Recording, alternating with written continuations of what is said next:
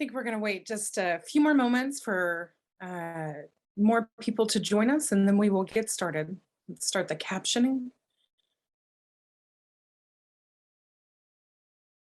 Okay, testing to see if the captioning is working.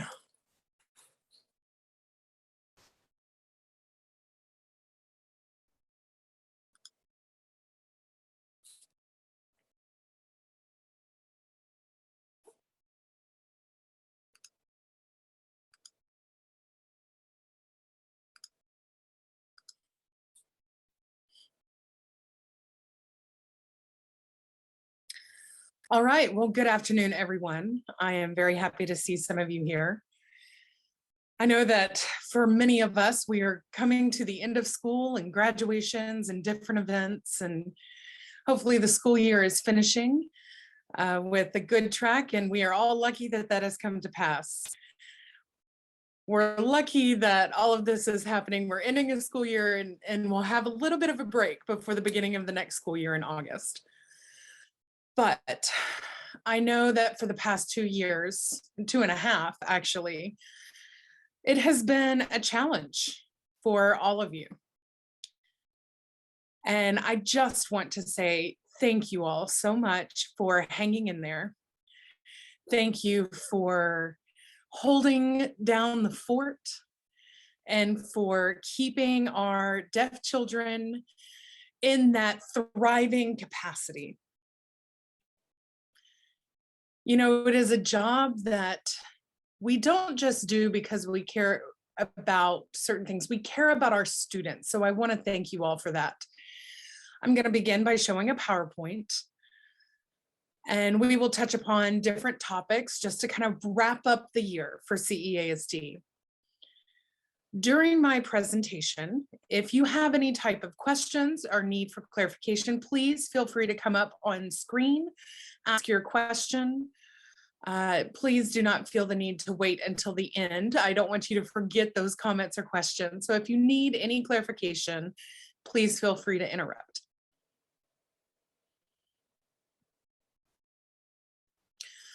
Okay, so our new CEASD board of officers were recently elected back at our conference. I know some of them have told me that they are currently in graduation. They are not here, but if those who are here, go ahead and show your video screen and introduce yourself.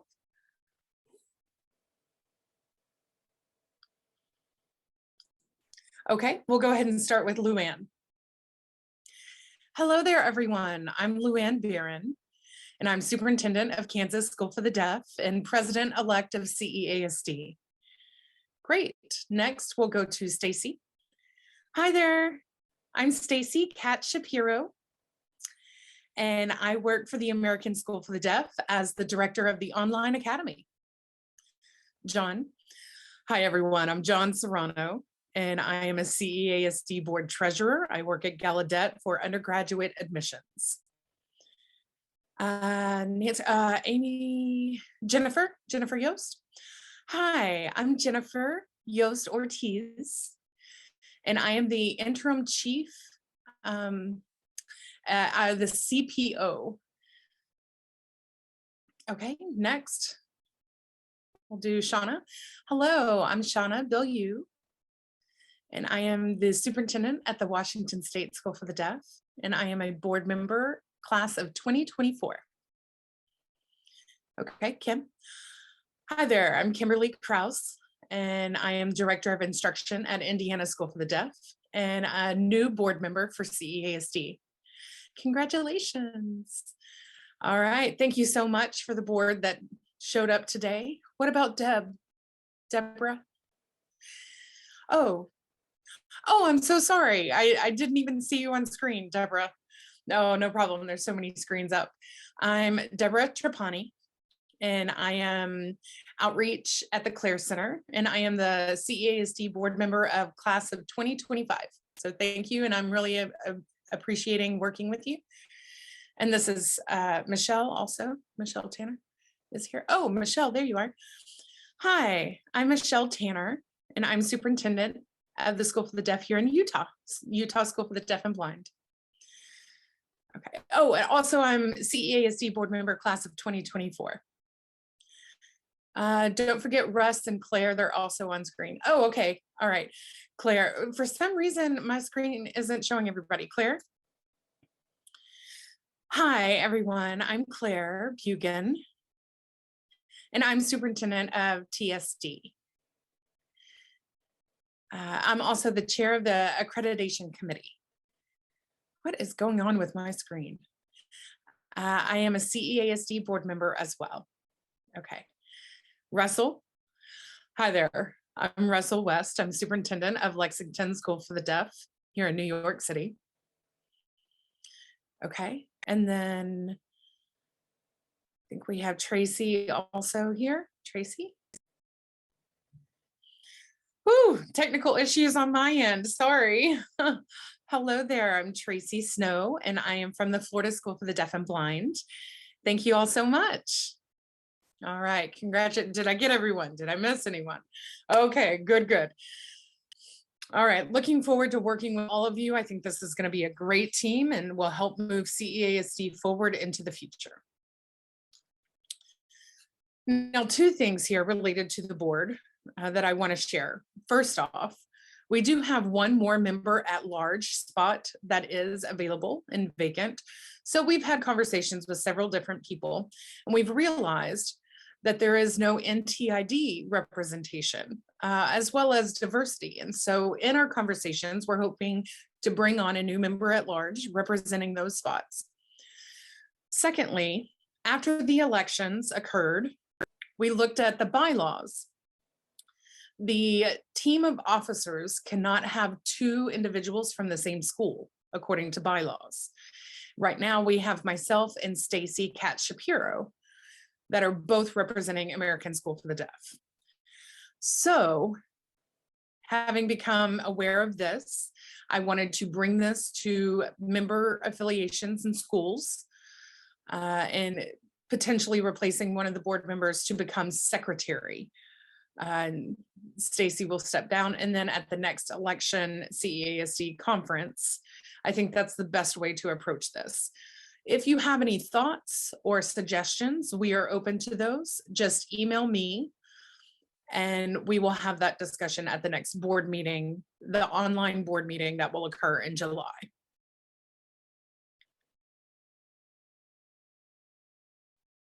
Okay. Now, at the previous CEASD conference, we proposed a new strategic plan and the members approved. It is a very ambitious strategic plan, but the intent is to build upon our previous plan.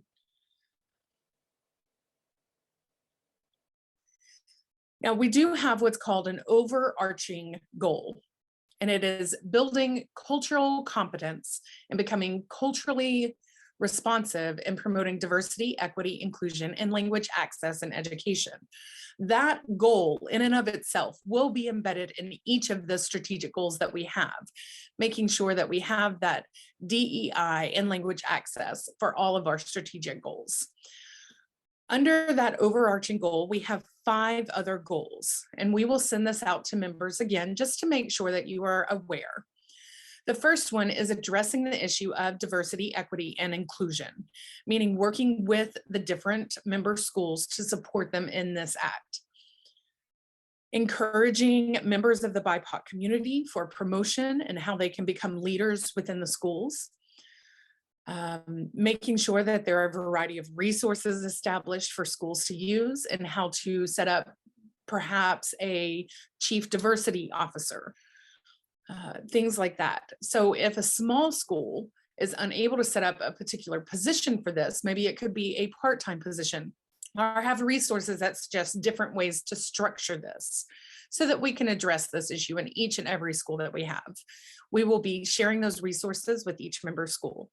Secondly, we want to increase outreach and early intervention, just providing language acquisition for EI and outreach to help those schools grow for the future. Now, there are many different types of approaches or setups on how to best accomplish this, and we want to bring together a roundtable to really discuss best practices to help each member school approach this. as well as with an outreach model.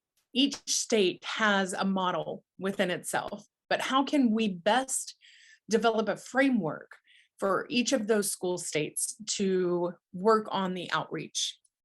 Thirdly, we want to address least restrictive environment, or LRE.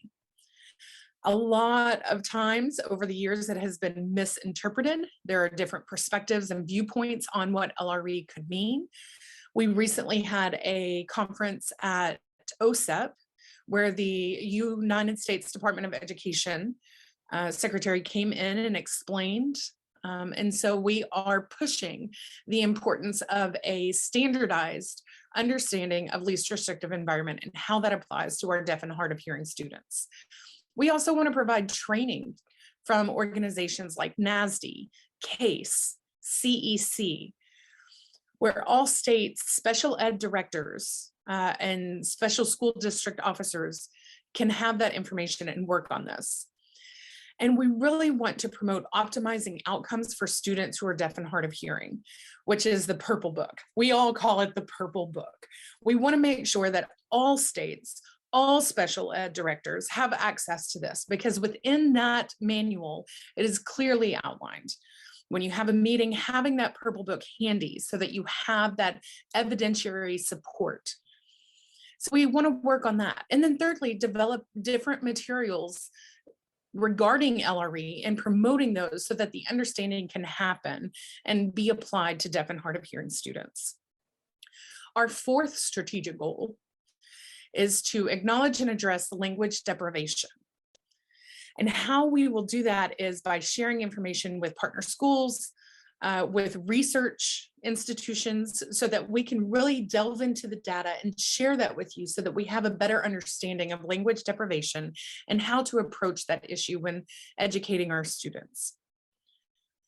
We want to share information with all educators related to language deprivation. And then thirdly, how to deliver resources that really emphasize the need and the crisis of language deprivation.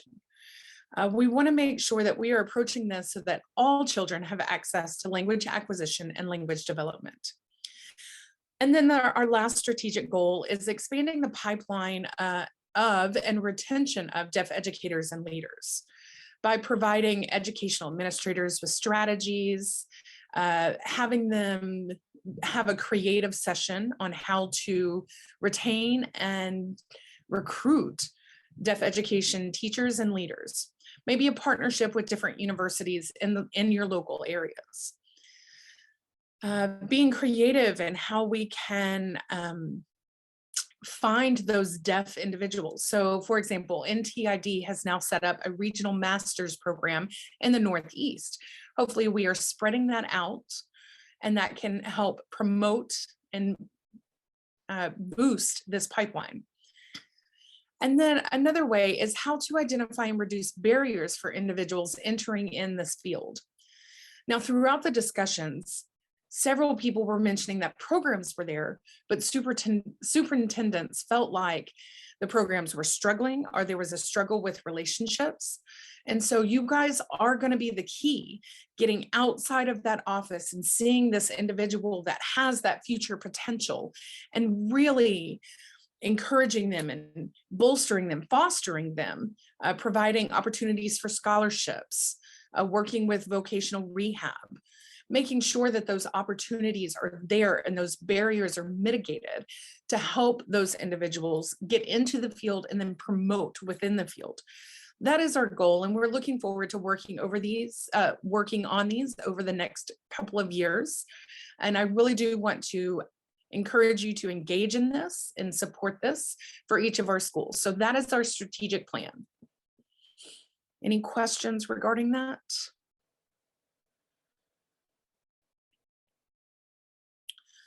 Okay, I also want to take an opportunity to just give due kudos to the Utah School for the Deaf. They put on a fantastic CEASD conference. It was an amazing conference. We had a lot of good presentations, a lot of good networking, and it was very entertaining and enjoyable as well. So a big round of applause to the Utah School for the Deaf. The conference itself, we had 3 great keynote speakers. We had 5 45-minute CEASD CEASD presentations, and then we had our blast talks. The sponsors this year were outstanding. Many of them supported CEASD and have built those relationships, hopefully for future endeavors, working at the next CEASD conference, which will be hosted in Riverside. We were able to profit $70,000, which will help CEASD operations, which means we will be able to maintain support of each school member. Over the course of the next several weeks, you will receive a survey. And you're thinking, oh, it's summer, but it really is going to be an important survey. The first one is focusing on the conference itself while it's still fresh in your minds and in your eyes. We want to get your perspective on how we can improve the experience for all, because the conference itself is professional development and networking opportunities for all of leaders and administrators within this field. So we do want to send that survey out soon. We encourage you to please fill out this survey, provide that feedback and perspective to us so that we can really delve into how to make the next group of officers in our next conference really thrive. Working out the logistics to provide the best conference experience for all. Secondly, over the past 2 years since COVID-19 hit, obviously, we have transitioned to more online platforms. Online webinar series have been fabulous. A lot of people have stated that they have benefited from this. However, they want something more, they want something different, they want a different approach, maybe a different day. And so we've listened to that feedback. Obviously, we can't find one solution that fits all, but your feedback will help us better work out how to meet your needs with this online webinar series for all administration. So we want you to take the opportunity and the moment to submit your thoughts, your concerns, your comments, any ideas you may have, so that we can continue to provide professional development year-round. Obviously, the conference will have those networking opportunities attached to it. This is going to be more of a monthly professional development so that you can see the needs and approaches for your school. The new strategic plan that we have established over the course of the last few months. We have task force working diligently on each of those goals, hoping to grow and really evolve CEASD and the support to the school members.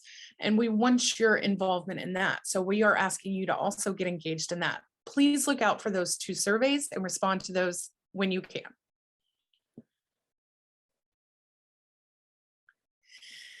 I also want to emphasize membership perks.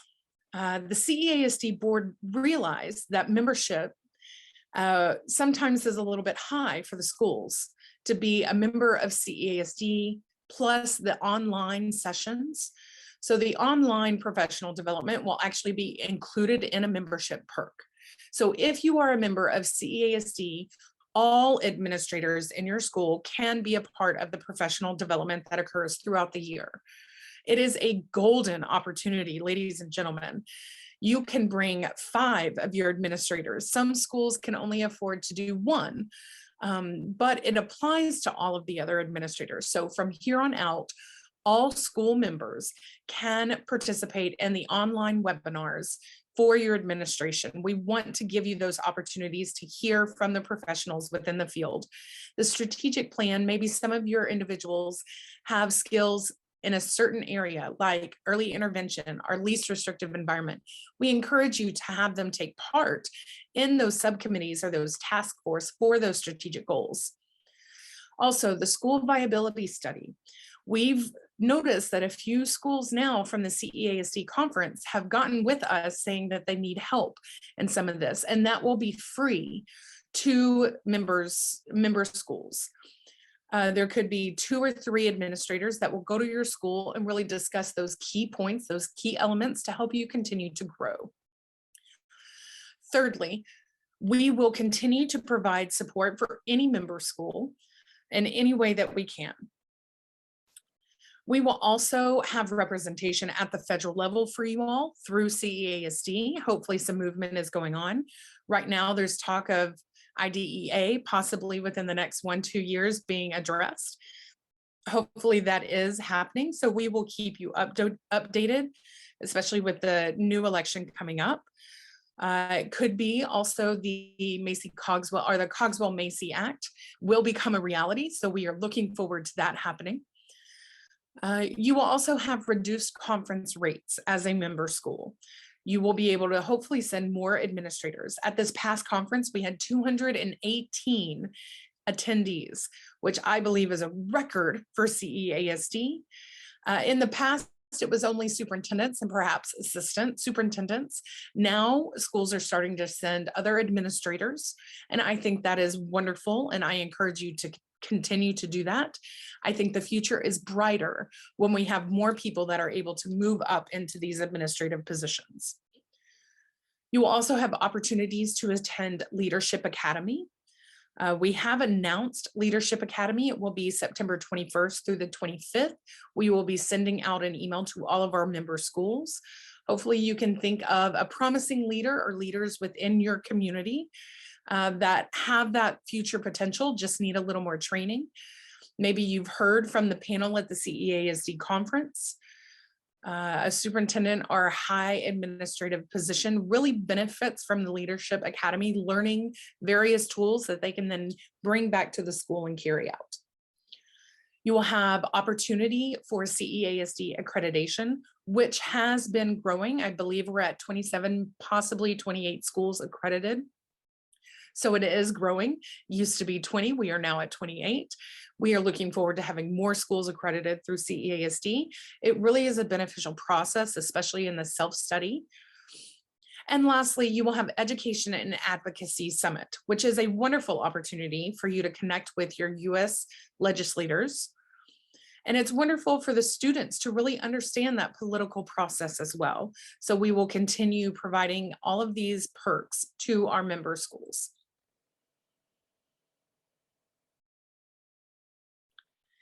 Now, as you are aware, Barbara Raimondo will be retiring here shortly. So we want to capitalize on every aspect of Barbara and her skill set before she heads out. Now, she is not going to be leaving CEASD in entirety, but we had a recognition of her retirement at the previous CEASD conference. To let you know, Tawny Liebook is now our new executive director, and so they are now going through that transition process. John Serrano, as our treasurer, is at a part of this process just to make sure all of the bank information and all of those signatory requirements are completed. I think the process has gone well. There are still a few last minute details to work out, but we are hopeful. Right now, there are two emails that you can access. You have CEASD@ceasd.org, which is the executive director accesses that, which is currently Barbara. And then there's office@ceasd.org. The second one goes currently to Tawny. I encourage you to send email correspondence to both of those emails so that they are both kept into loop and aware. They will keep each other in the loop. Now, once Tawny becomes the executive director, we will be hiring a new assistant, which will use the office@ceasd.org email. So for membership, for information dispersal, we will be using those two emails. It is a team of 2 to make sure that we are growing and continuing to support your schools. Also coalition membership and leadership, website database management, files, emails, etc. All of that is being transitioned over into Tawny. And as you can well assume, all of those files and everything, it's quite a load. We are now trying to digitize everything, so the paper copies are lessening. But Barbara and Tawny are working hard at making sure the transition is effective. Now, I've kind of lost track of time. Tuesday, we had an outstanding meeting with OSEP Director Valerie Williams and her staff. It was amazing. We did have an agenda that we worked through. There were 4 things. We only were able to really delve into 2 of them. On the 3rd and 4th topic, we touched upon them, but did not have an in-depth conversation. Barbara, if you want to come on screen and explain about that meeting, because you really were the one who coordinated in making that happen. Hello, everyone. So you know that Valerie came to our conference to present. And really, while she was there, she sat and listened to information, but she said she needed more time to really hear more. So we took some time to meet with her. It was Jeff, Luann, myself, and Tawny. And then from the department itself, I think there were 5 or 6 people from the OSEP department. And so it was really those individuals who knew the IDEA laws and so forth. Also, it was really clear that some of them did their homework. We've sent several letters to the office before, and it was a little bit complaints about LRE and interpreters in the school system and so forth, but they did their homework and knew that position. It was a really good dialogue during that meeting. They weren't aware of everything, and we weren't able to touch upon everything, but their position on LRE is that, yes, it's individualized, it's based on learning, blah, blah, blah. And that was our position as well, right? But it seems like communication breakdown occurred in the middle. And so we had that discussion to really make sure that the people out there interpret LRE accurately for our deaf and hard of hearing students. And it was really emphasized and key that the purple book was information that people needed more training on, providing funding for training based on that book. And they said that they would look into that. And so we will follow up with them. Hopefully they will do that. It's not an easy response for them. We are asking for, it's not a lot. We're asking for some fundings, for some trainings, really simple, reasonable things. So we will be following up to hopefully get training. It'll probably be through CEASD, CASE, and other conferences, so forth, for special education people in general. All right, thank you, Barbara. You know, I think our position was also talking about the language needs of our students, such as what's missing in LRE. And then we also addressed the issue of indicator 5.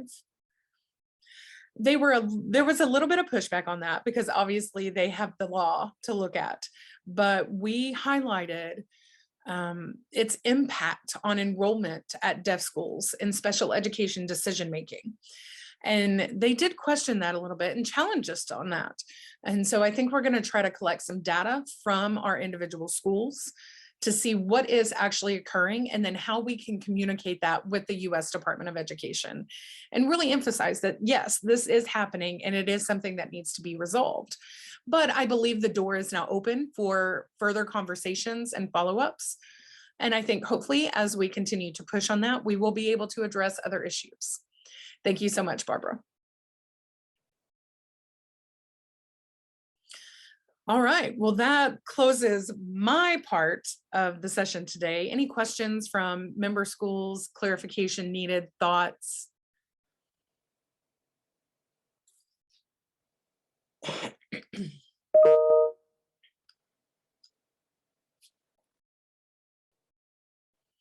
Okay. All right, well, with the silence, there is a video recording of this presentation because several could not make it today. So we will be sending that out to share with you and the schools can watch this during their summer. But I do want to make sure that you take time for yourself during the summer break as well. As I said, we have been through challenging times. So I want you to be able to get some rest, disengage if you can, and just take a moment to reflect on what we've done successfully and what are some things that you may want to improve. And importantly, energize yourself before you begin that next school year. Hopefully COVID is on its way out and will remain out of our way and we can go back to operating as normal, back to our lives as we knew them before. And then hopefully we can help our deaf students what? Thrive. Have a great summer. Hope to see you again soon.